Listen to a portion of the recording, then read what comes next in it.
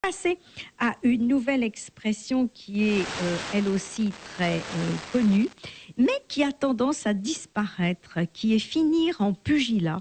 C'est une expression qu'on utilisait beaucoup au 19e siècle. Alors bon, le pugilat, on en a parlé, il fait référence à un combat à main nue et à un échange de verbal violent et animé. Bon, quand on dit ça va se finir en pugilat, ça va se finir, on va se taper dessus. C'est une expression qu'on retrouve assez souvent aujourd'hui en politique. Le ministre qui s'amuse franchement, feint de fuir le pugilat qui s'annonce et sort en murmurant « ce n'est pas fini », lit-on dans le journal Le Monde. Donc c'est une expression, comme beaucoup d'expressions de sport, vont se retrouver dans le langage politique. Le pugilat, je vous l'ai dit, faisait partie des anciens Jeux olympiques où tous les coups étaient permis. C'est une sorte de mélange de catch ou de lutte, et puis de boxe actuelle. Les pugilistes opéraient comme les lutteurs et les boxeurs dès le IIIe siècle avant Jésus-Christ, époque à laquelle le sport antique devient quasiment professionnel.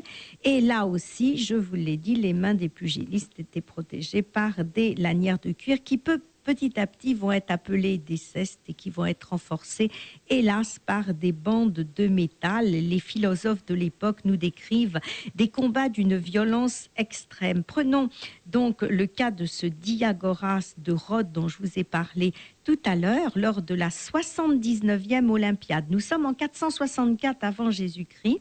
Il fut porté en triomphe par ses fils pour ses victoires et la foule criait « Tu peux mourir désormais, Diagoras, car tu ne peux plus rien souhaiter de mieux ».